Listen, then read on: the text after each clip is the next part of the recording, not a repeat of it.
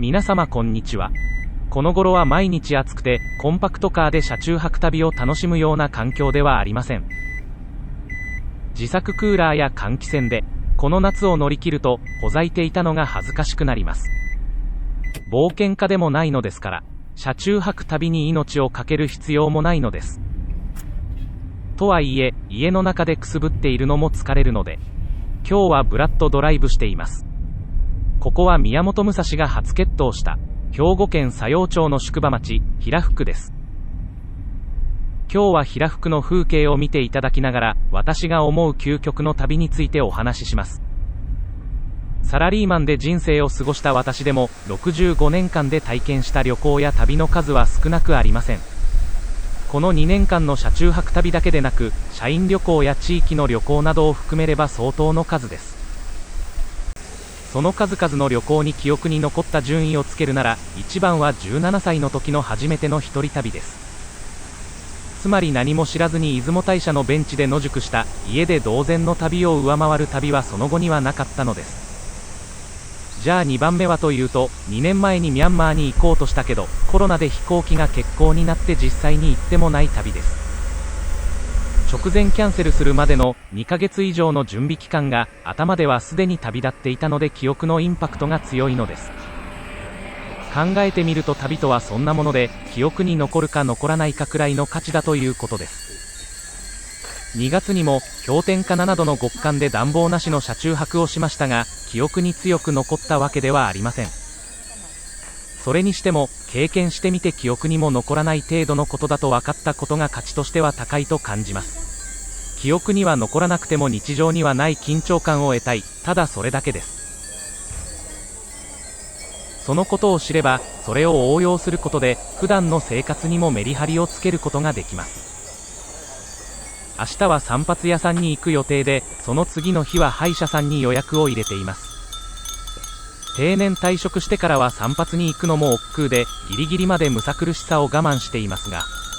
たまに行けばそのスッキリ感は強調されるし、歯医者さんで味わう苦痛感も非日常そのものです。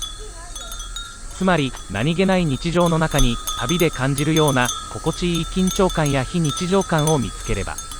平凡な日常も悪くないと思えるようになって、そんな毎日こそが究極の旅だと悟りたいのです。ただのへりくつを並べているように聞こえるかもしれませんが、漁師とコンサルタントやネズミの嫁入りの話と同じで、私の一人旅も原点を知るために繰り返しているに過ぎません。手軽に楽しさを望むなら一人旅は向いてはいませんし、私のように消極的な性分ならなおさらです。それでも言葉も通じない海外に一人で出る旅なら積極的にならざるを得なくなりますが、国内車旅ではそんなこともなく、人生を左右するほどの刺激は望めそうもありません。それらのことは旅系動画を発信している者が言うセリフではありませんが、サラリーマンを卒業してサラリーマン体質から脱皮したいのが本心なのに、お金では得られない幸せ価値を見つけたいと言いながら YouTube のアルゴリズムをくすぐって視聴回数を上げたいと考えているから、車中泊旅に行けなくてもこんな動画を発信してしまうことが本末転倒の愚かさなのです。愚かさが自覚できたところで少しだけ情報発信もしておきます。今日は平日ですが、光明寺の風鈴祭りは多くの人で賑わっていました。平福の宿場町でランチをしようと考えていましたが、コロナのせいか臨時休業が多く、電話確認して行かれるのがおすすめです。ここ平福は稲葉街道最大の宿場町でした。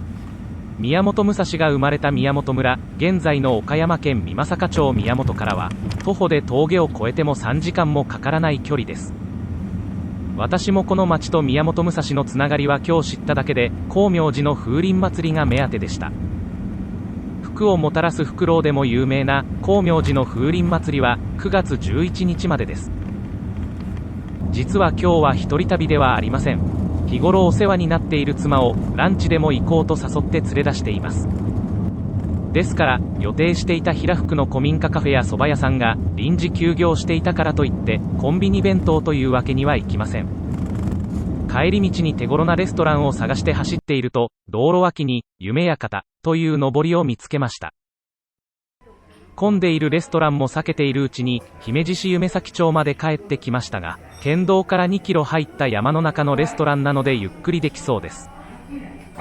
私は単品でざるそばと天ぷら盛り合わせを食べましたが、リピートしたいと思えるレストランでした。